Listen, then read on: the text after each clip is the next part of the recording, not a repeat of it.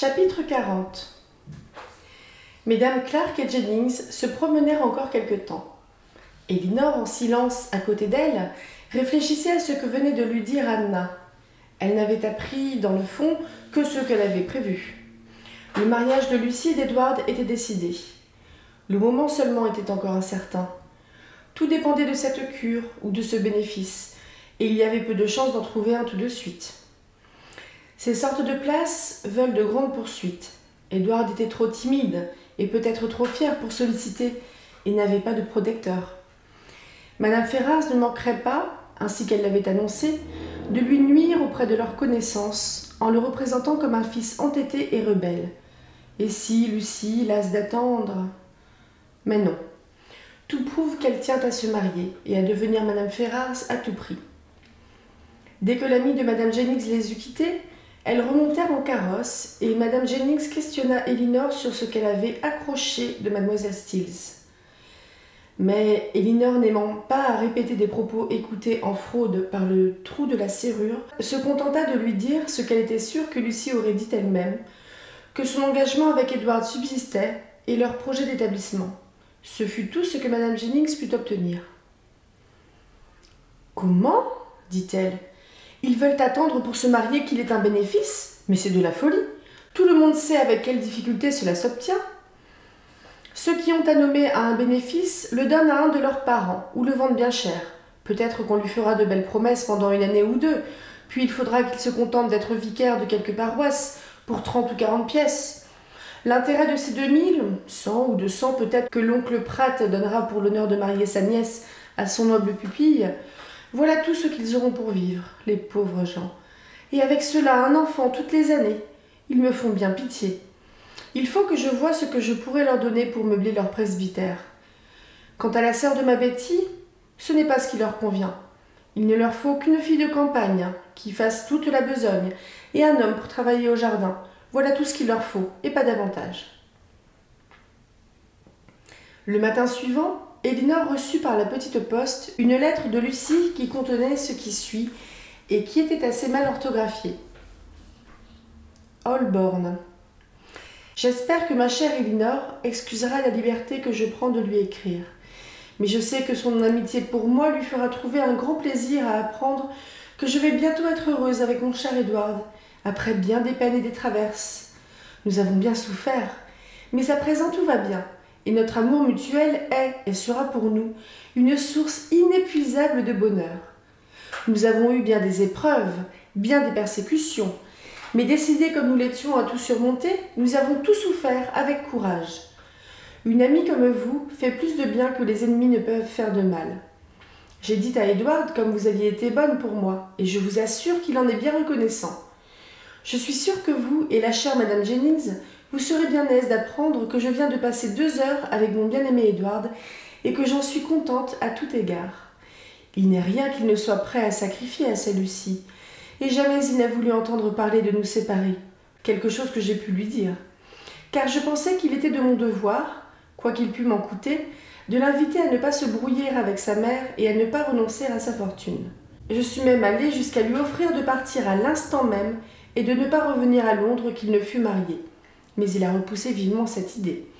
Il m'a juré que jamais il n'épouserait que moi, et que la colère de sa mère n'était rien pour lui, puisque je l'aimais, et qu'il ne regretterait aucune fortune avec moi. Il est sûr que nos espérances ne sont pas brillantes, mais nous attendons, et peut-être que tout ira mieux que nous le pensons. Il va prendre les ordres incessamment, et s'il peut avoir un bénéfice, ne fût-il que de 100 pièces de revenus et une bonne habitation, nous vivrons très bien. S'il était en votre pouvoir, chère Elinor, de nous recommander à ceux qui ont un bénéfice à donner, ne nous oubliez pas, je vous prie. Et dites quelques bonnes paroles pour nous à Sir George, à M. Palmer, au colonel Brandon, etc., etc., etc. Je serais plus heureuse encore si c'est à vous que je dois mon bonheur. Je suis sûre que vous avez été très inquiète en apprenant la fatale découverte du secret que seule vous saviez et que vous aviez si bien gardé. Ma sœur Anna, qui cause toujours sans savoir ce qu'elle dit, n'a pas été aussi discrète. Mais comme son intention était bonne et qu'elle a avancé mon bonheur, je ne m'en plains pas. Dites à Madame Jennings que j'ai été trop troublée pour pouvoir lui faire une visite. mais que si elle voulait venir à Holborn un de ces matins, ce serait une grande bonté de sa part. Mes cousins seraient fiers de faire sa connaissance. Mon papier fini et m'oblige à vous quitter. Je vous prie de me rappeler au souvenir de Sir George, de Lady Middleton, de Madame Palmer et de tous les charmants enfants. Mes plus tendres amitiés à Mademoiselle Maria. Je suis bien sûre que celle qui fait profession d'aimer et d'estimer mon Edward est bien contente de le savoir sur la route du bonheur. Je suis votre très obéissante servante, Lucy Stills. Dès qu'Elinor eut fini de lire, elle remit la lettre entre les mains de Madame Jennings, pensant que c'était un des buts dans lesquels elle avait été écrite. L'autre n'était pas douteux. Elle voulait jouir de son triomphe en humiliant sa rivale. Elinor se rappelait ce que la simple Anna lui avait raconté dans l'entretien d'Edward et de Lucy. Comme c'était lui qui l'avait pressée de rompre, et qu'elle l'avait absolument refusé. Elle disait exactement le contraire, et cette petite fausseté inutile fit de la peine à Elinor. Sa seule consolation aurait été le bonheur d'Edward, et tout lui disait qu'il était impossible, jusqu'à cette lettre écrite d'un style si commun et dans un si mauvais esprit. Cependant, tout était décidé. C'était l'épouse d'Edward, c'était sa rivale, heureuse, triomphante. Elle chercha à oublier ses torts, à croire qu'elle se les exagérait peut-être, et que du moins Lucie aimerait passionnément son mari et s'en ferait aimer. Madame Jennings, moins difficile, lisait et admirait la lettre de sa jeune parente. Très bien, très joliment tournée, et ce qu'elle lui demande à Edward, très généreux en vérité. Et je ne suis pas surprise qu'il ne l'ait pas accepté. Il l'en aimera davantage. Pauvres enfants. Leur amour me touche au fond de l'âme. Je voudrais leur procurer un bénéfice de tout mon cœur. Voyez, elle m'appelle sa chère dame Jennings. Bon cœur de fille s'il en fut jamais. Oui, j'irai la voir et l'embrasser bien sûrement. Comme elle est attentive, comme elle n'oublie personne, pas même les enfants. C'est la plus jolie lettre que j'ai vue de ma vie. Elle me donne grande opinion du cœur et de l'esprit de Lucie. Monsieur Ferrars, vous le verrez, sera heureux comme un prince avec une telle femme. Quelques jours s'écoulèrent encore, sans rien amener de nouveau qu'une impatience très vive et très naturelle de Maria de quitter Londres. La crainte de rencontrer Willoughby ou d'en entendre parler l'obligeait de rester chez elle comme dans une prison. Elle soupirait après le plein air, la liberté, et surtout après sa mère. Elinor ne le désirait pas moins, mais ne savait comment l'effectuer. Il ne convenait pas à deux jeunes personnes de faire seules un si grand voyage, et la santé si chancelante de Maria y était encore un obstacle.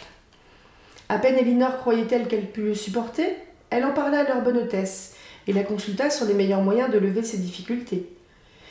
Madame Jennings résista à l'idée de leur départ avec toute l'éloquence de sa bonne volonté et de sa tendre amitié. Mais Elinor, mettant toujours en avant la santé de Maria, le besoin évident pour elle de respirer un air plus pur que celui de Londres, et son désir d'être à la campagne, Madame Jennings fit une proposition qu'Elinor trouva très acceptable. Les Palmer devaient partir pour leur terre de Cleveland sur la fin de mars, c'est-à-dire dans une quinzaine de jours. Et Charlotte avait prié sa mère d'y venir, avec ses deux jeunes amies, passer la semaine de Pâques. M. Palmer s'était joint aussi à sa femme pour les empresser avec beaucoup de politesse. Ses manières avaient tout à fait changé depuis que sa femme lui avait donné un fils. Il aimait cet enfant à la folie, et celle qui le lui avait donné s'en ressentait. Il était plus tendre avec elle, plus honnête avec sa belle-mère, à qui il savait gré d'aimer aussi passionnément le petit garçon, et plus poli, plus doux en général avec tout le monde, et surtout avec mesdemoiselles d'Ashwood. Le malheur et le changement de Maria l'intéressaient, et il aimait à causer agréablement avec Elinor. On se rappelle qu'elle l'avait d'abord jugé plutôt favorablement. On se rappelle qu'elle l'avait d'abord jugé plus favorablement que ses manières n'y donnaient lieu. Elle était bien aise de son côté, qui lui justifiait l'idée qu'elle avait eue de lui. Charlotte elle-même, dans son nouvel état de mère, qui l'occupait beaucoup, était aussi devenue moins insignifiante, en sorte qu'Elinor consentit sans peine à ce projet, qui les rapprochait d'ailleurs beaucoup de Barton. Mais il fallait que Maria le voulût aussi. Et dès les premiers mots qu'Elinor lui en dit, elle s'écria vivement et dans une grande agitation. « Non, non, je ne puis aller à Cleveland, ne savez-vous pas? N'avez-vous pas pensé? Oh non, non, je ne puis y aller. »« Vous oubliez vous-même, dit doucement Elinor, que Cleveland n'est pas dans le voisinage de... qu'il y a plus de 30 milles de distance et... Mais enfin, il est en Somersetshire, là où je croyais, là où mes pensées ont erré si souvent. Non, Elinor, n'espérez pas de m'y voir jamais. Elinor ne pouvait pas disputer avec elle sur un sentiment, mais elle tâcha d'en réveiller un autre dans le cœur de sa sœur, en lui représentant que ce serait un moyen de rejoindre plus tôt et d'une manière plus sûre et plus convenable qu'aucune autre, leur chère et bonne mère qu'elle désirait si ardemment de revoir. De Cleveland, qui n'était plus qu'à quelques milles de Bristol, il n'y avait pas plus d'une bonne journée pour se rendre à Barton. Madame Palmer leur donnerait sûrement son carrosse et les accompagnerait peut-être jusqu'à Bristol, où le domestique de leur mère viendrait les prendre et les escorter jusque chez elle. « Rien ne nous y oblige, dit-elle à Maria, à rester plus d'une semaine à Cleveland. Ainsi, dans moins de 3 semaines, nous pouvons être à notre chère chaumière. » Maria n'eut rien à répondre. Son affection pour sa mère triompha avec peu de difficulté de ces obstacles imaginaires. Elle réfléchit elle-même que Willoughby et sa femme étant encore à Londres, elle n'aurait pas la chance de les voir dans le Somersetshire, et elle consentit à y aller. Madame Jennings fut la plus contrariée. Elle avait espéré ramener encore ses jeunes amis chez elle en revenant de Cleveland, les garder jusqu'au temps où elle irait chez son gendre Middleton et les reconduire elle-même à leur mère. Elinor fut reconnaissante de ce projet, mais ne changea rien à leur dessein. On l'écrivit à Madame Dashwood, qui en fut très contente. Ainsi, leur retour fut arrangé de cette manière, et Maria, qui ne croyait trouver de consolation qu'à Barton, comptait les heures qui la séparaient du moment où elle reverrait cette demeure chérie et la meilleure des mères. Le malheur de sa sœur l'avait accablée de nouveau, presque plus que le sien propre. D'abord, elle aimait Elinor plus qu'elle-même. Puis il lui semblait que c'était une injustice du sort de ne pas tout accorder à une personne qui avait autant de mérite et de perfection. Le colonel Brandon venait à peu près tous les jours. Madame Jennings se hâta de lui dire la résolution de ses jeunes amis d'aller à Barton, de chez les Palmer. « Que deviendrons-nous, colonel ?» lui dit-elle. « Sans ces chères filles qui veulent m'abandonner. Et quand vous viendrez me voir, si du moins vous venez encore, et que vous verrez leur place vide, et la bonne vieille maman Jennings seule et triste dans un coin du salon, qu'aurons-nous de mieux à faire que de bâiller ensemble et de pleurer leur absence ?» La bonne Jennings espérait que cette peinture de leur futur ennui l'amènerait enfin à parler et à offrir sa main à Elinor, dont elle le croyait fort épris. Elle crut parfaitement y avoir réussi, quand elle le vit s'approcher d'Elinor, qui travaillait à côté de la fenêtre à prendre la dimension d'un dessin qu'elle voulait laisser à leur amie. Elle entendit qu'il lui demandait à demi-voix la permission de lui dire quelque chose. Madame Jennings, assise sur le sofa, était assez éloignée d'eux pour ne pas les entendre. D'ailleurs, elle était séparée d'eux par le pianoforte où Maria était établie. Mais elle put remarquer que dès les premiers mots du colonel, la physionomie d'Elinor avait exprimé une grande surprise, mêlée d'une vive émotion, qu'elle avait rougi et laissé son travail. Maria cessa un moment son jeu pour choisir un autre morceau. Alors, quelques paroles du colonel vinrent frapper l'oreille de Madame Jennings, qui, sans en avoir l'air, ne pouvait s'empêcher d'écouter. Elle entendit qu'il lui parlait de son habitation future. « De la Forte, disait-il, est située dans un beau pays, et les environs sont agréables. Mais la maison, quoique commode, est petite, mal bâtie. J'y ferai toutes les réparations nécessaires, etc. » Il n'y avait plus de doute. Elinor devait l'habiter. Mais Madame Jennings trouvait ce compliment et ces réparations assez inutiles, et de la Forte assez beau pour une personne qui habitait la chaumière de Barton. Mais sans doute, c'était l'étiquette et l'usage. Aussi entendit-elle avec plaisir Elinor lui répondre avec un doux sourire que ce ne serait point un obstacle. Le piano avait recommencé. Elle n'entendit plus rien, mais l'entretien s'animait. Le colonel avait l'air satisfait, et Elinor attendrie et reconnaissante. « Nous y voilà, pensait-elle. On ira seulement à la chaumière demander la bénédiction maternelle. Dans moins d'un mois, je la ramène ici pour faire ses emplettes de noces, et avant 6 semaines, tout sera fini. » Un autre silence de Maria lui permit d'entendre le colonel qui disait d'une voix très calme. « Je crains que l'événement que je désire ne puisse pas avoir lieu de sitôt. » Étonnée et choquée de ce que c'était l'amoureux qui semblait demander un délai, elle allait dire quelques mots de surprise, mais elle pensa encore que c'était sans doute ainsi que faisaient les gens du bon ton.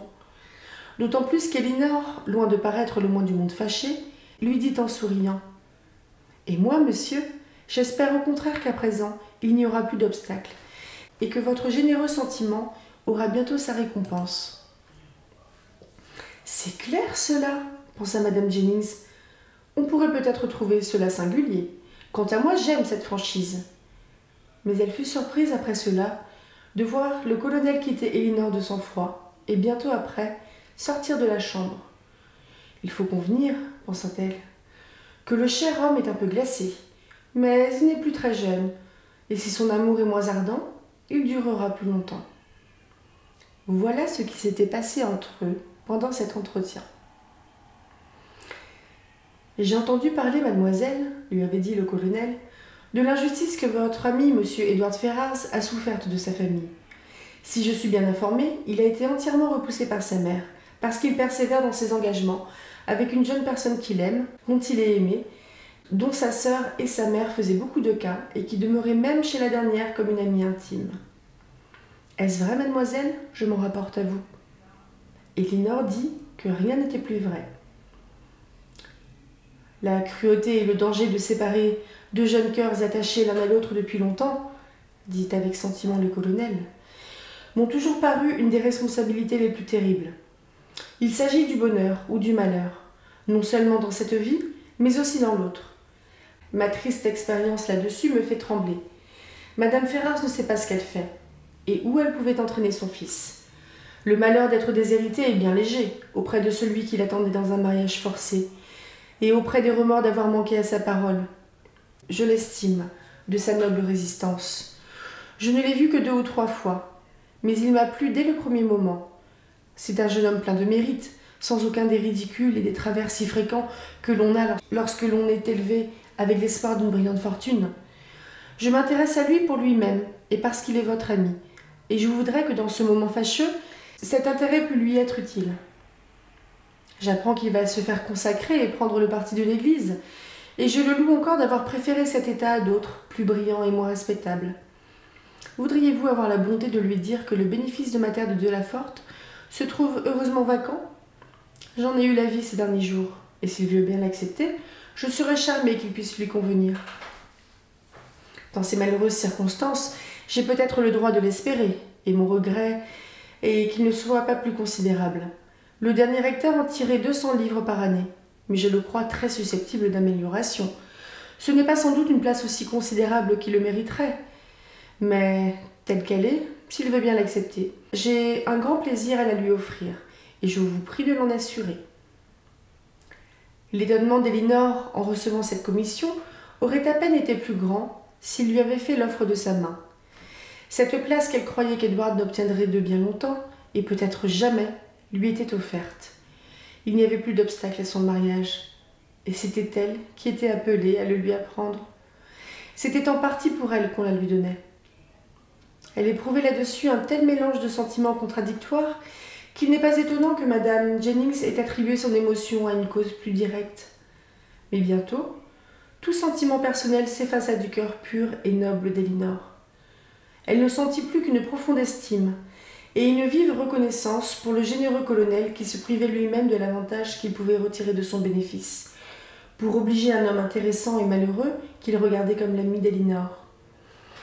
Elle le remercia de tout son cœur, lui parla d'Edward avec les éloges qu'elle savait qu'il méritait, et promit de se charger de cette commission avec plaisir, si réellement il préférait qu'un autre que lui-même en fût chargé, mais elle lui fit observer que rien ne pouvait rendre cette heureuse nouvelle plus agréable à M. Ferrars que de l'apprendre de la bouche même de son bienfaiteur. Elle désirait bien en être dispensée, et pour elle-même, et pour Edward, qui souffrirait peut-être de lui avoir cette obligation. Mais le colonel, par des motifs de délicatesse, parut désirer si vivement que ce fût elle qui voulut bien remplir cet office, qu'elle n'osa plus faire d'objection. Edward devait être encore à Londres. Anna lui avait dit son adresse. Elle résolut de lui écrire le même jour. Lorsque cela fut arrangé, le colonel la pria encore de dire à son ami combien lui-même se trouvait heureux de s'assurer un si respectable et si bon voisinage. C'est alors qu'il parla avec regret de la petitesse de la maison et de son peu d'élégance, et qu'Elinor lui répondit, comme Madame Jennings l'avait entendu, que ce ne serait pas un obstacle. Une petite habitation, ajouta-t-elle, sera mieux proportionnée à leur fortune. Le colonel parut surpris qu'Edward eût l'idée de se marier d'abord. Les revenus du bénéfice de Delafort, dit-il, seraient suffisants pour un célibataire, mais pour une famille qui s'augmentera peut-être beaucoup, et avec les habitudes de M. Ferrars, et une jeune femme qui me paraît aimer assez le monde et la parure, il me paraît impossible qu'il ait assez, et je le trouverais imprudent de s'établir avec cela. Aussi, je ne le lui offre qu'en attendant mieux, et je ferai tout ce qui dépendra de moi pour lui en procurer un meilleur, qui le mette à même de vivre agréablement en famille. Ce que je fais à présent mérite à peine votre reconnaissance, puisque je n'avance pas le bonheur de votre ami, et je crains fort, je l'avoue, que l'événement que je désire ne puisse avoir lieu de sitôt. Telles étaient les paroles par où le colonel finit, auxquelles Elinor répondit comme on l'a vu, et que Madame Jennings interpréta à sa manière. Elle fut bien un peu surprise d'entendre Elinor remercier encore le colonel lorsqu'il sortit, et l'assurer de sa reconnaissance. Ces gens du grand monde, pensa-t-elle, ont de singulières manières. Quand j'épousai feu mon cher Jennings, il était aussi plus riche que moi. Je ne pensais point à le remercier de m'épouser, puisqu'il m'aimait, et je trouvais que c'était à lui d'être reconnaissant.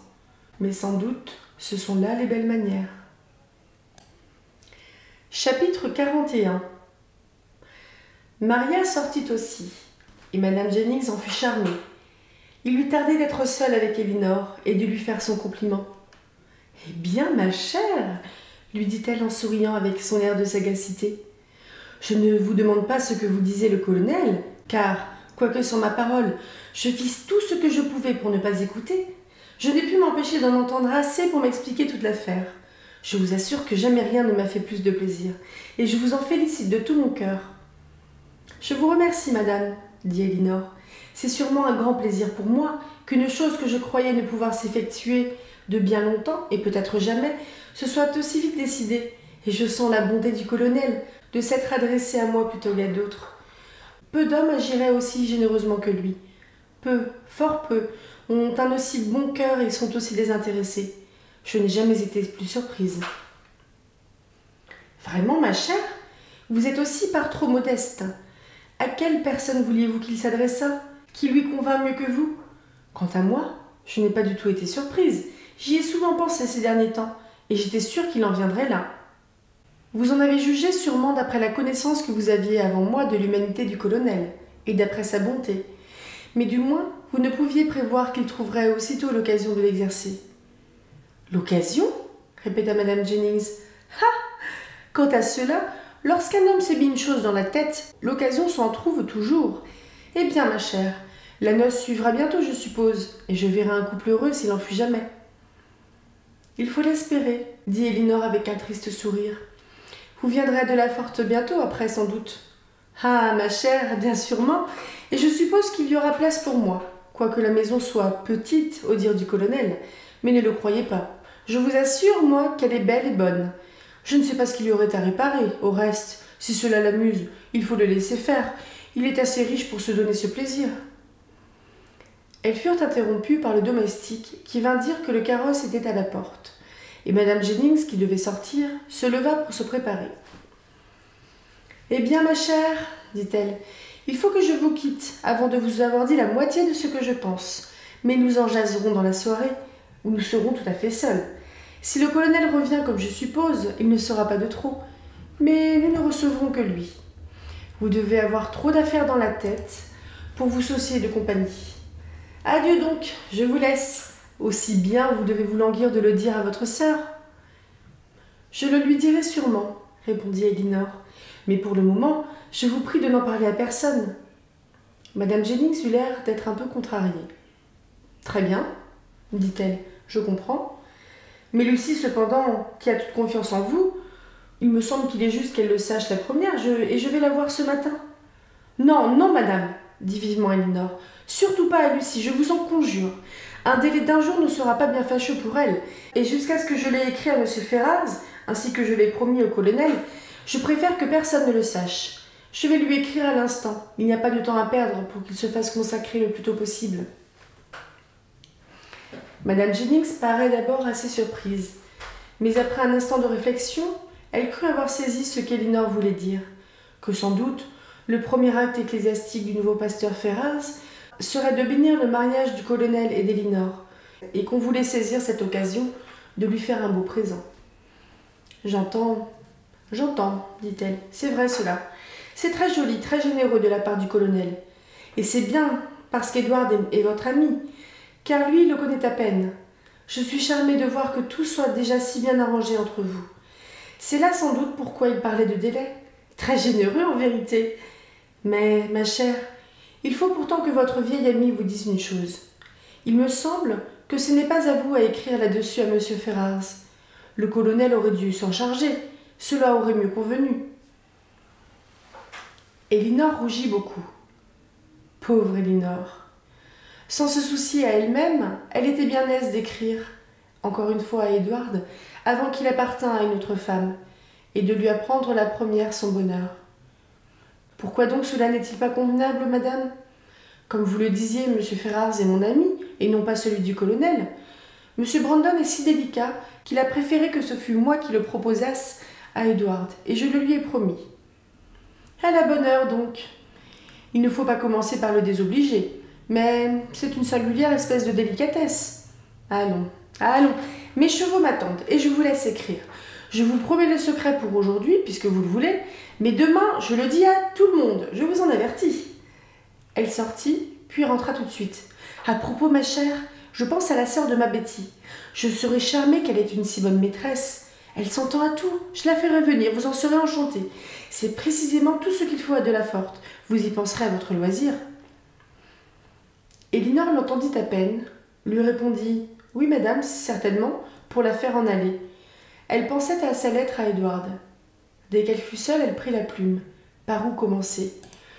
Que lui dire? Elle craignait également d'être trop ou trop peu amicale. La plume dans une main, la tête appuyée sur l'autre, elle réfléchissait profondément à ce qui aurait été la chose au monde la plus aisée pour toute autre personne, et se félicitait cependant d'avoir à lui écrire plutôt que de lui parler, lorsqu'elle fut interrompue dans le cours de ses pensées par quelqu'un qui entrait discrètement, et c'était celui qui en était l'objet. C'était Edward. L'étonnement et la confusion d'Elinor furent au comble. Elle n'avait pas vu Edward depuis que ses engagements étaient connus, et qu'il savait par Lucie que depuis longtemps elle en était instruite. Tremblante, interdite, elle se leva, balbutia quelques paroles, lui offrit un siège et resta en silence. Il n'était pas moins embarrassé. Son émotion était visible. Enfin, il lui demanda pardon de la manière dont il s'était introduit lui-même au salon sans se faire annoncer.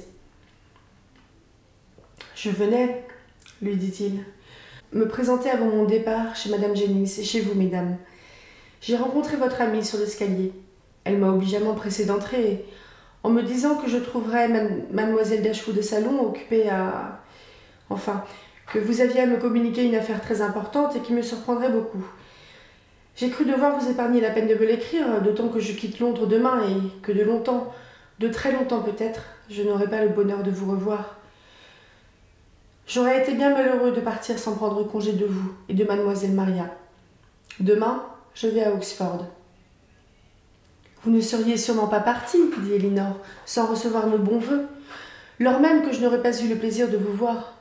Madame Jennings vous a dit la vérité. J'ai quelque chose d'important à vous communiquer, et j'allais vous écrire quand vous êtes entré. » Edward rougit et s'avança avec une extrême curiosité. « Je suis chargée, monsieur, dit-elle en parlant plus vite qu'à l'ordinaire, d'une commission qui vous sera très agréable. Le colonel Brandon, qui était ici il y a au plus un quart d'heure, m'a chargé de vous dire qu'ayant appris que votre intention est de vous faire consacrer et de suivre la carrière de l'Église, il a le plaisir de pouvoir vous offrir le bénéfice de sa terre de Delaforte qui se trouve vacant et que son seul regret est qu'il ne soit pas plus considérable. Permettez-moi de vous féliciter d'avoir un ami tel que lui, qui sait apprécier le mérite et que vous trouverez disposé de toute manière à vous obliger. La cure ne rapporte que 200 livres sterling, mais peut, dit-il, rendre davantage. Je joins mes vœux aux siens pour que vous en ayez dans la suite une plus avantageuse. Mais dans ce moment, nous espérons qu'elle pourra vous suffire et que cet établissement accélérera enfin que vous y trouverez tout le bonheur que vos amis vous souhaitent. Ce qu'Edward éprouvait dans ce moment ne peut être rendu. Mais ce n'était pas de la joie. Une surprise extrême, mêlée d'un sentiment très douloureux. Voilà ce que sa physionomie exprimait. Le sort en était jeté. Il n'avait plus de prétexte de retarder son mariage. Dieu, que dites-vous ? S'écria-t-il en sortant de cet état de stupeur. À peine puis-je croire ce que j'entends. Le colonel Brandon ? Oui, reprit Elinor, qui retrouvait au contraire toute sa fermeté. Le colonel Brandon a pris le plus vif intérêt à ce qui vient de se passer dans votre famille, à la cruelle situation qui en a été la suite. Et croyez aussi que Maria, moi, tous vos amis, y ont pris la part la plus sincère. Le colonel se trouve heureux de pouvoir vous donner une preuve de sa haute estime pour votre caractère et de son entière approbation de votre conduite dans cette occasion. Le colonel me donne un bénéfice ? À moi ? Cela est-il possible ? S'écria encore Edward. La dureté de vos parents vous a-t-elle fait croire, mon cher Edward, que vous ne trouveriez de l'amitié nulle part ? Vous vous seriez bien trompé. Non, répliqua-t-il avec attendrissement. J'étais bien sûr de trouver dans votre cœur intérêt et compassion. Je suis convaincu que c'est à votre bonté seule que je dois celle du colonel. Oh, Elinor, Elinor ! Il s'arrêta, se leva, puis se rapprochant encore d'elle dans une émotion inexprimable. Je ne puis rien dire de ce que je sens, reprit-il en appuyant sa main sur son cœur. Mais c'est à vous que je dois tout, car c'est votre estime que j'ai voulu mériter et que peut-être j'avais mérité de perdre. Vous, Edward ? Jamais ? Non, non, je vous devais plus de confiance. Mais ce fatal secret n'était pas le mien seul, et jamais, jamais je n'aurais pu, ange de bonté, c'est par des bienfaits que vous vous vengez de ma dissimulation. Vous vous trompez, monsieur, dit Elinor en s'efforçant de cacher son émotion. Je vous assure que vous devez la protection et l'amitié du colonel Brandon à votre propre mérite et à son discernement. Je n'y ai aucune part. Je ne savais même pas qu'il eût un bénéfice dont il pût disposer. Peut-être a-t-il eu plus de plaisir encore à le donner à un de nos amis, mais sur ma parole, vous ne devez rien à mes sollicitations. La vérité l'obligeait à convenir qu'elle avait quelque part dans cette action. Mais en même temps, elle craignait si fort de paraître la bienfaitrice d'Edward qu'elle prononça cette dernière phrase avec hésitation. Et cet embarras donna un degré de certitude de plus au soupçon qui venait de s'élever dans l'esprit d'Edward. Il resta quelque temps enseveli dans ses pensées, après qu'Elinor eut cessé de parler. À la fin, il dit avec un peu d'effort « Le colonel Brandon est un homme d'un très grand mérite, et qui jouit de l'estime générale. J'ai toujours entendu parler de lui avec les plus grands éloges. Votre frère en fait beaucoup de cas, et vous aussi sans doute. Ses manières ont beaucoup de noblesse, et sûrement son cœur. » Ici, il s'arrêta. « Est aussi bon que sensible, » dit Elinor, en achevant la phrase commencée. « Plus vous le connaîtrez, plus vous trouverez qu'il mérite tout le bien qu'on vous a dit de lui, et vous le verrez souvent, car le presbytère touche presque au château, ce qui vous fera un très agréable voisinage. » Edward ne répondit rien, mais jeta sur elle un regard si sérieux, si triste même, qu'il semblait dire que ce voisinage, loin de lui paraître agréable, était un grand malheur pour lui. Il se leva immédiatement après, en demandant à Elinor si la demeure du colonel n'était pas à St. James Street. Elle répondit affirmativement et lui dit le numéro.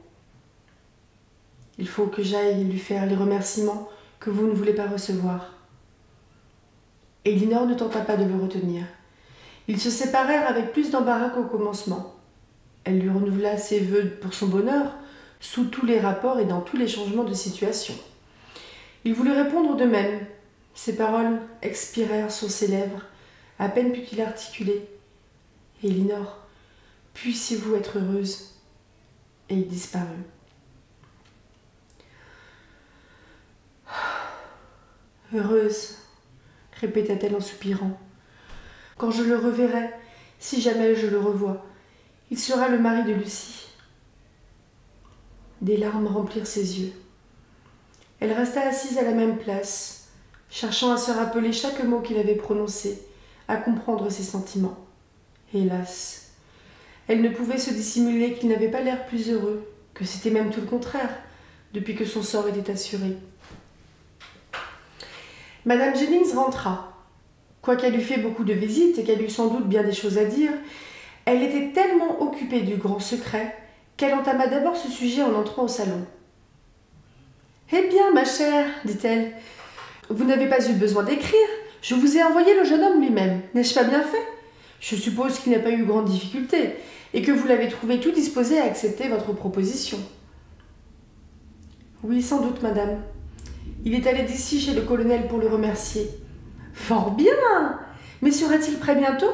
Il ne faut pas qu'il fasse trop attendre pour le mariage, puisqu'il ne peut pas se faire sans lui. »« Non, bien certainement, dit Elinor en riant.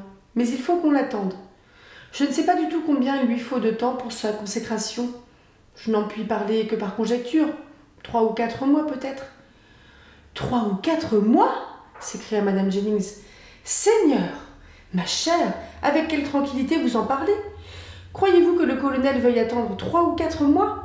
Il y a de quoi perdre toute patience. Je suis charmée qu'il saisisse cette occasion de faire quelque bien au pauvre Edward Ferrars. Mais pourtant, attendre 3 ou 4 mois, pour lui c'est un peu fort. Il aurait facilement trouvé quelque ecclésiastique qui ferait tout aussi bien et qu'on aurait pu avoir tout de suite.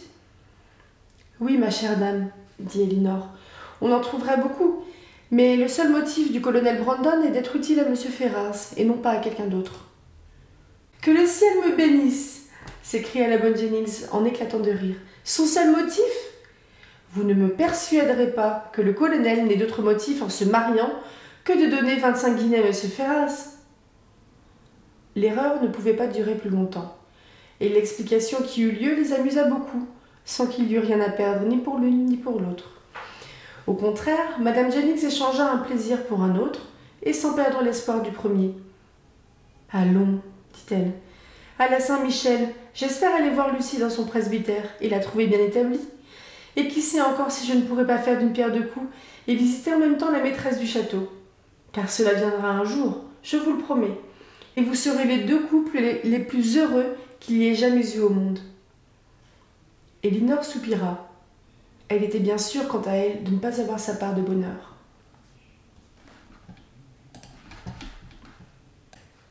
Chapitre 42. Après que le triste Edward eut fait au colonel ses remerciements pour une faveur dont il se serait bien passé, il alla à Holborn faire part de son bonheur à Lucie. Il faut que pendant la route, il ait fait sur lui-même des efforts bien extraordinaires, car Lucie assura à Madame Jennings, qui vint le jour suivant la féliciter, qu'elle ne l'avait vu de sa vie aussi gai, aussi heureux, qu'en lui apprenant cette nouvelle. Son propre bonheur à elle était plus certain. Elle se joignait de grand cœur à l'espoir de Madame Jennings d'être établie à la Saint-Michel au presbytère de Delaforte. Elle parut aussi très disposée à croire qu'Elinor s'était intéressée pour eux auprès du colonel. Elle vanta beaucoup son amitié pour elle et pour son futur mari, et déclara qu'il n'y avait rien qu'elle ne pût en attendre, et qu'elle savait que mademoiselle Dashwood ferait tout pour ceux qu'elle aimait. Quant au colonel Brandon, elle dit qu'elle le reverrait comme un dieu bienfaisant. Madame Jennings ne put alors s'empêcher de dire qu'elle espérait bien qu'il épouserait Elinor, et que ce serait pour eux une grande augmentation de bonheur. « Certainement, dit Lucie avec dépit. Mais Edward m'a assuré que le colonel lui procurerait bientôt un meilleur bénéfice. Sans doute je regretterai beaucoup le voisinage d'Elinor, mais il faut avant tout penser à ce qui est le plus avantageux, et 200 pièces ne sont pas grand-chose. Mais je tâcherai, ajouta-t-elle, de lui faire rendre davantage. J'ai dit à Edward de me laisser le soin du domaine, et il y est tout disposé. Pendant qu'il fera et débitera ses sermons, je lèverai les dîmes. J'aurai soin de la laiterie, de la basse-cour, du jardin. Je ferai vendre nos denrées, et quand j'aurai mis de côté pendant l'été une bonne petite somme, je pourrai aller m'amuser à Londres un mois ou 2 après Noël. Lorsque vous n'aurez personne pour vous tenir compagnie, ma chère cousine Jennings, je serai fort à votre service. Edward restera à Delaforte. Il ne s'ennuie jamais seul. Oh, comme nous allons être heureux! C'est dommage seulement qu'il n'ait pas un peu de la gaieté et de la gentillesse de son frère, qui est toujours prêt à rire et à causer, au lieu qu'Edward peut être des heures entières à lire. Moi, je ne connais rien de plus ennuyeux. Mais à présent, j'aurai assez à faire de mon côté quand je serai là, et je n'y serai pas toujours, etc., etc. Madame Jennings revint à la maison en assurant que Lucie était la plus aimable des filles et serait la plus heureuse des femmes. Il y avait au moins une semaine qu'on n'avait aperçu John Dashwood, ni entendu parler de lui. Elinor n'avait point vu sa belle-sœur depuis son indisposition, et jugea qu'elle devait lui faire une visite. Cette obligation n'était rien moins qu'un plaisir, et elle n'y fut point encouragée par ses deux compagnes. Non seulement Maria refusa absolument d'y aller, en disant qu'elle était plus malade que Fanny, mais elle fit aussitôt tout ce qu'elle put pour qu'Elinor n'y allât pas. Madame Jennings lui dit que son carrosse était à son service, mais qu'elle ne l'accompagnerait pas chez une femme dont les airs et la hauteur lui étaient insupportables.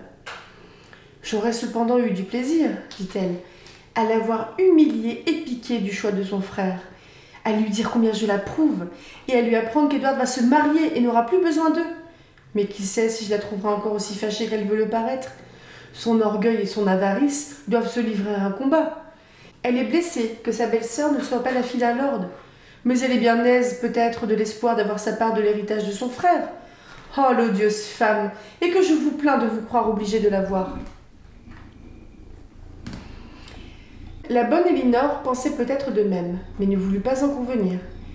Elle prit le parti de Fanny autant qu'il lui fut possible, et toujours prête à remplir les devoirs même qui lui coûtaient le plus, elle se mit en chemin pour Harley Street. Madame Dashwood fit dire qu'elle n'était pas encore assez bien pour recevoir qui que ce fût. Mais avant que le carrosse eût tourné pour revenir à Berkeley Street, John Dashwood sortit de la maison et vint à la portière avec sa manière accoutumée. Il fit un bon accueil à sa sœur, il lui dit qu'il allait dans ce moment à Berkeley Street pour la voir, et lui assura que Fanny ne savait sûrement pas que ce fût elle et qu'elle lui ferait grand plaisir. Il l'invita donc à descendre de voiture et à passer quelques moments avec eux. Elinor, qui dans le fond aimait son frère, se laissait toujours prendre à son air de bonhomie, et elle consentit à entrer avec lui. Il la conduisit au salon, où il n'y avait personne. « Fanny est dans sa chambre, je crois, » dit John. « La pauvre femme n'est point bien encore, un si rude coup, mais elle n'aura aucune raison pour ne point recevoir votre visite, j'en suis sûre. Je vais la prévenir que vous avez voulu entrer malgré son refus. Elle en sera très flattée. À présent, Elinor, elle n'a plus aucun motif de vous craindre. Vous comprenez ce que je veux dire. Et vous allez être sa grande favorite, et Maria aussi. Pourquoi n'est-elle pas venue avec vous? Toujours malade, je parie. C'est fort triste en vérité. L'air de la campagne la remettra. Point d'autre remède, surtout. Celui-là ne coûtera rien. Et les médecins et les remèdes sont si chers. Je sais ce qu'il nous en coûte pour ce mal de Fanny, et c'est pourtant la faute d'Edward. Enfin, chère Elinor, je ne suis point fâchée de vous voir seule, car j'ai beaucoup de choses à vous dire. Est-il vrai d'abord que le colonel Brandon ait donné son bénéfice de Delafort à Edward? Je l'ai appris hier par hasard, et j'allais chez vous exprès pour m'en informer. Je ne le crois pas du tout, et je fus sur le point de proposer un pari. Cela n'est pas vrai, n'est-ce pas? Combien je me repens de n'avoir pas parié. Vous avez très bien fait, car rien n'est plus vrai. Le colonel Brandon a donné son bénéfice de Delafort à Edward. Réellement? Eh bien, y a-t-il rien de plus étonnant? Ni parenté, ni liaison, et lui donner, car il l'a donné, dites-vous, un bénéfice dont il pouvait tirer beaucoup, beaucoup d'argent. De quelle valeur est-il? Environ 200 pièces de revenus. Très bien, très joli revenu. Et pour commencer, avoir un bénéfice de cette valeur? Edward n'est pas malheureux. Le colonel aurait pu le vendre 1500 pièces, peut-être 2000. Je suis confondue. Un homme de sens comme le paraît le colonel? On a bien raison de dire qu'il y a chez tous les humains un grain de folie. Il est possible cependant, en y pensant bien, qu'il y ait quelque chose là-dessous. Je crois que je le devine.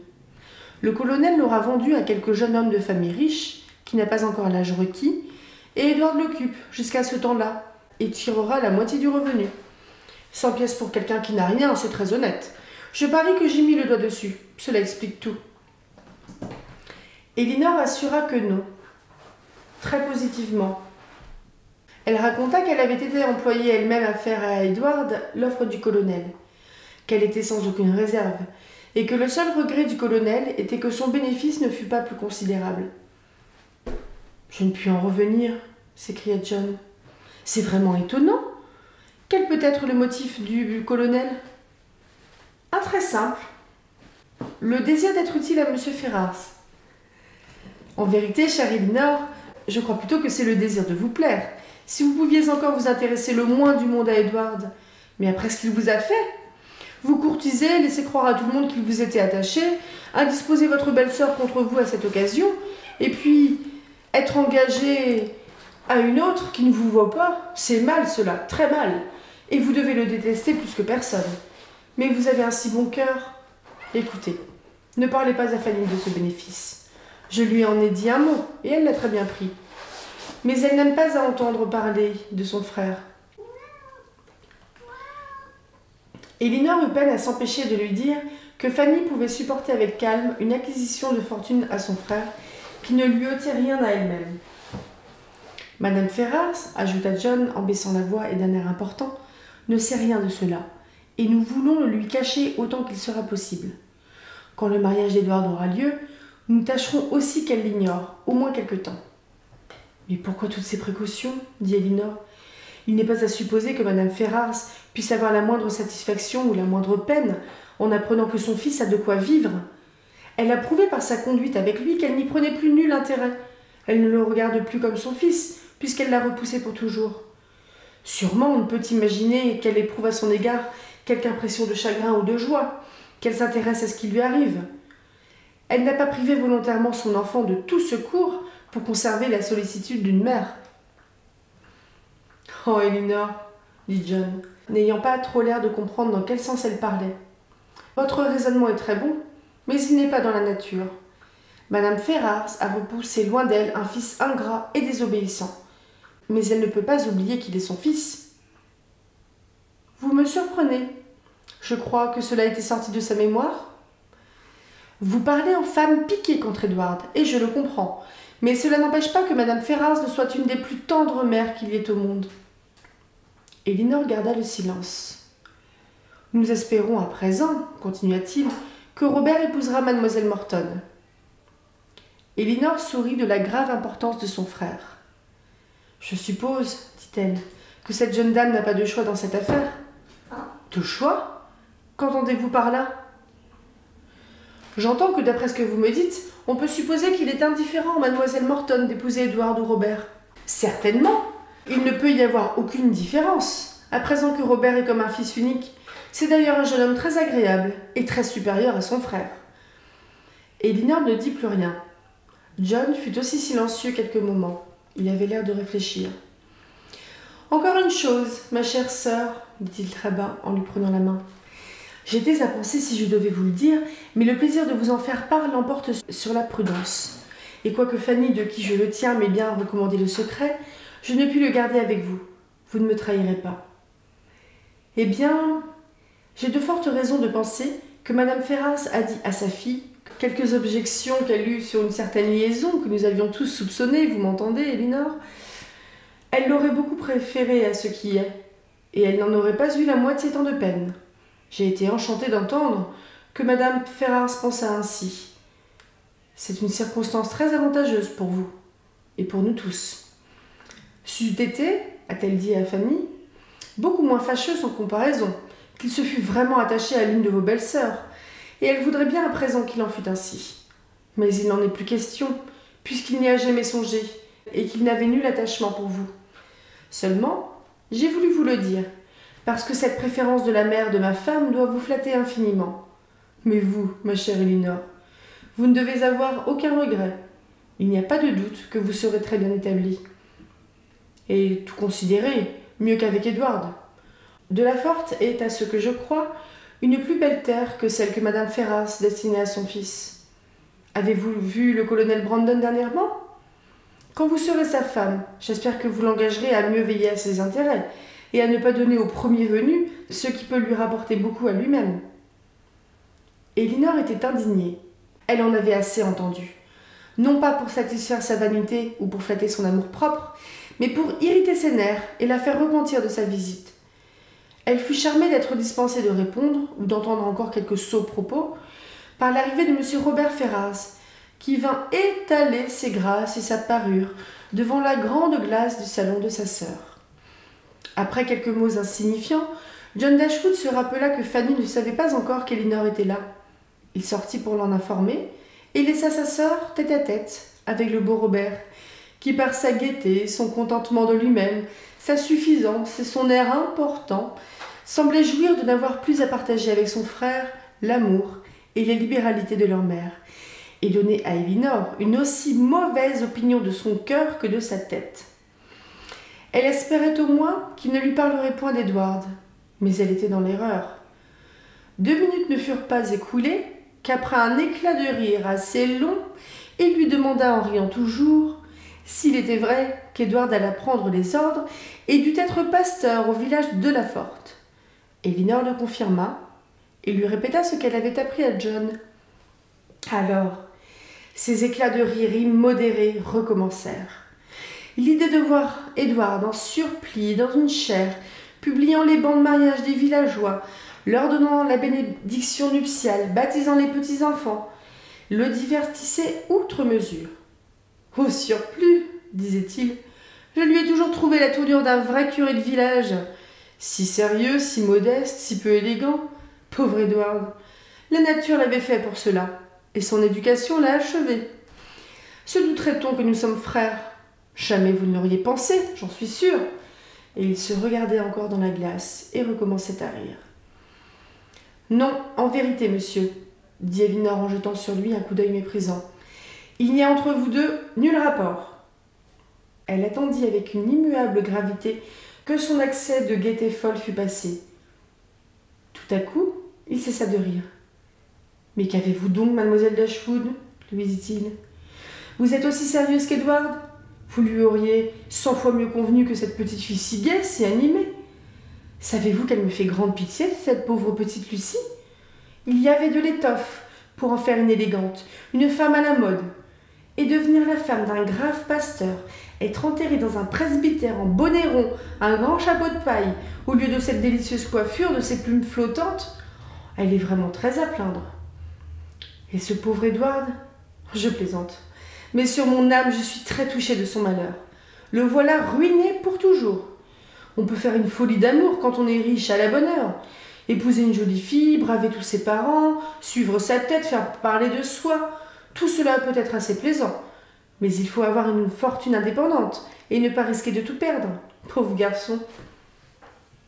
C'est la meilleure créature qui existe. Ses manières, sa figure, tout cela est misérable. Mais tout le monde n'est pas né avec les mêmes avantages. C'est le plus honnête garçon des 3 royaumes.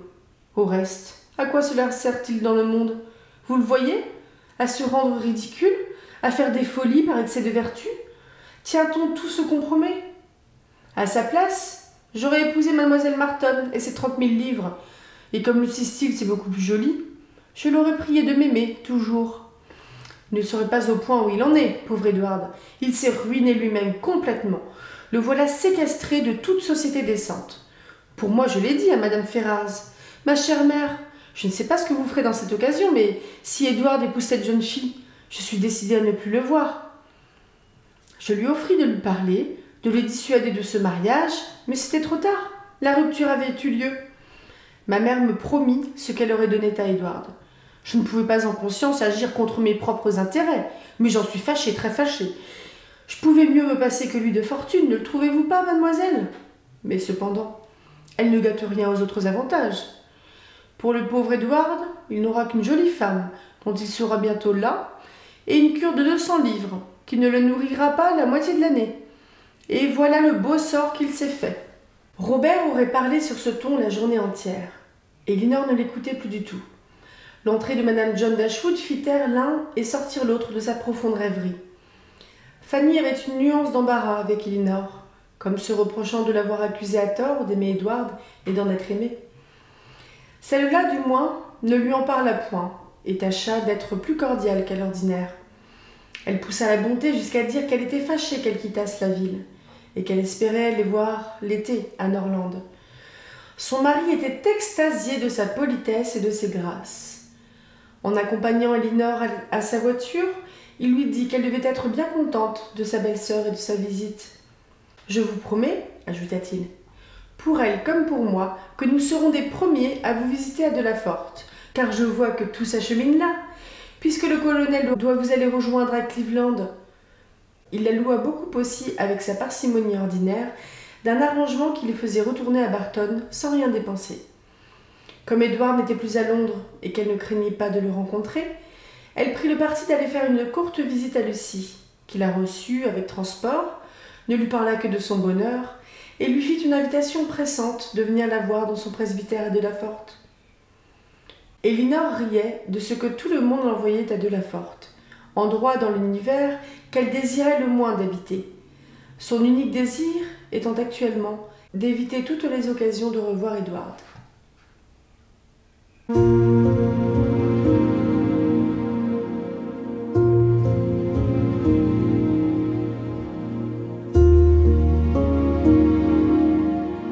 Bonjour et bienvenue sur le 11e vlog lecture sur raison et sensibilité.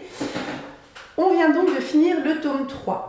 Il reste 220 pages à peu près, soit une dizaine de chapitres, donc je vais lire 2 fois 3 chapitres et 1 fois 4 chapitres, un truc comme ça, on verra.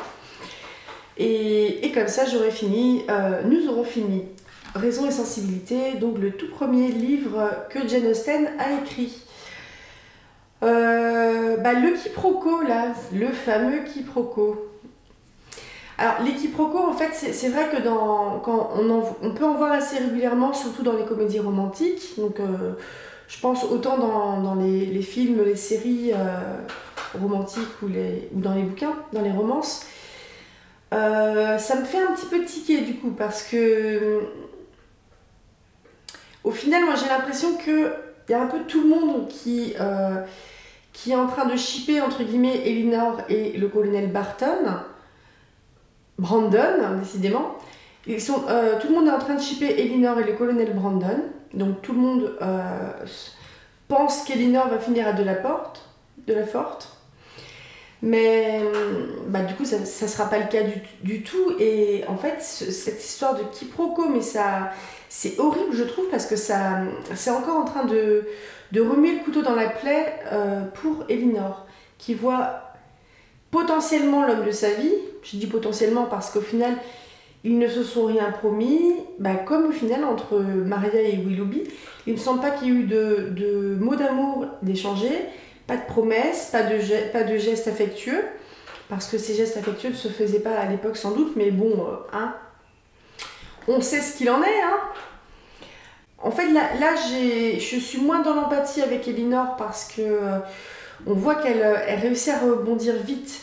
Et c'est vraiment sa bonté, enfin le côté personnage un peu parfait qui est mis en avant par Jane Austen. Mais elle prend vachement sur elle, la pauvre. Donc Maria par contre elle me fait rire parce qu'elle a le côté très cash, non je vais pas aller voir la belle-sœur, en gros la belle-sœur elle fait chier, je vais pas la voir. Mais Madame Jennings, c'est l'histoire de ce quiproquo là, j'espère qu'elle n'a pas été propager une rumeur, on va dire alimenter ce que des gens pensaient déjà avoir perçu comme plus qu'une amitié entre Elinor et le colonel Brandon, et que ça va pas en fait, que toute la société ne va pas parler de leur futur mariage alors que c'est pas du tout le cas. Et je pense qu'il y a une réelle amitié entre ces deux-là. Et le fait d'imaginer justement que les deux frangines peuvent éventuellement se marier et se retrouver voisines, elles sont quand même vachement complices.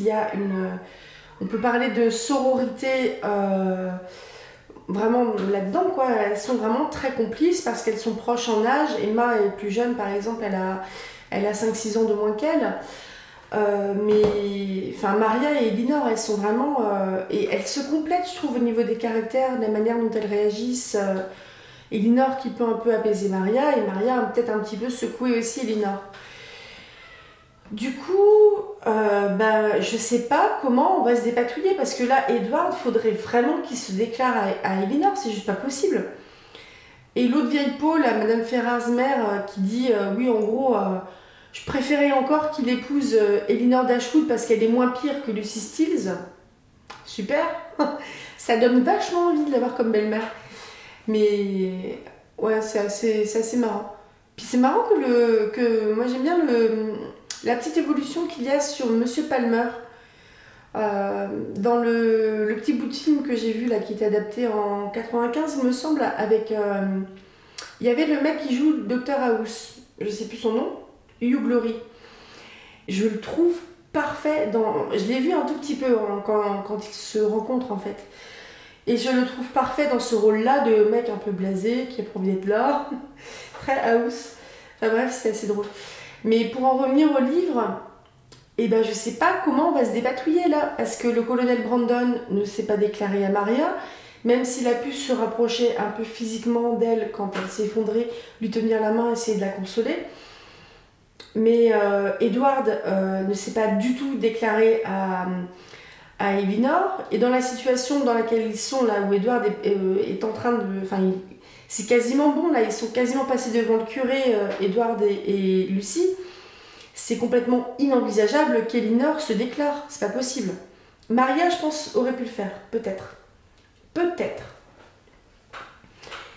Enfin, elle l'a pas fait, mais je pense que dans certaines circonstances, peut-être que Maria, aurait pu le faire. Si elle avait perçu, enfin, si elle avait une certitude, je pense que Maria l'aurait fait. Ce qu'Elinor ne fait pas parce que et en plus, il y avait une phrase qui était superbe qu'en gros, Elinor, c'est Edward qui disait à Elinor qu'Elinor, je reformule parce que je l'ai plus en tête, mais Elinor lui rend sa dissimulation par de la bonté. Entre guillemets, elle récompense sa trahison en étant gentille. C'est horrible, mais c'est horrible pour les deux là, c'est vraiment horrible. Donc je sais pas comment, si on part bien sur Elinor qui finit par se marier avec Edward et le colonel Brandon qui finit par se marier avec Maria, et ben là je sais pas comment. En 200 pages, je sais pas comment. Faut qu'il y en a un qui bouge là. Je pense que c'est que les deux, c'est les mecs qu'il faut qu'ils bougent parce que là ça n'avance pas. Enfin, c'est pas que ça n'avance pas, c'est faux. Ça n'avance, c'est pas que ça n'avance pas, c'est que c'est de plus en plus compliqué. Du coup, enfin, c'est vrai qu'il y a peut-être un côté où plus ça va, plus ce but entre guillemets s'éloigne. Après, j'ai peut-être pas les bons couples, hein. Je me suis peut-être plantée. Mais plus ça va, plus le fait de voir Edward avec Elinor et Maria avec Brandon, ça s'éloigne. Et là, je vois pas comment. Brandon, il n'y a pas tant que ça de frein. Il faut juste que le mec il se déclare, qu'il montre à Maria que c'est pas un vieux qui porte ce n'est pas qu'un vieux qui a des rhumatismes et qui porte de la flanelle, mais que c'est aussi un mec qui a été passionné, qui a aimé passionnément. Que c'est un mec qui a de l'honneur, qui a des valeurs, qui est rassurant, qui sait ce qu'il fait. Là, je pense que Maria, déjà son regard avait commencé à changer sur lui. Et je pense qu'il faut peut-être pas grand-chose pour qu'elle commence vraiment à l'envisager autrement. Mais Edward, faut qu'il se déclare là, parce que sinon il va se faire passer la corde au cou. Et là, on peut le dire, hein, corde au cou. Et je comprends pas qu'Elinor ne comprenne pas.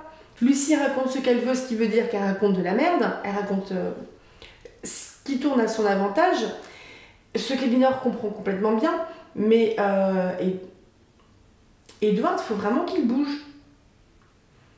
Et je comprends pas qu'Elinor ne voit pas qu'Edward est malheureux.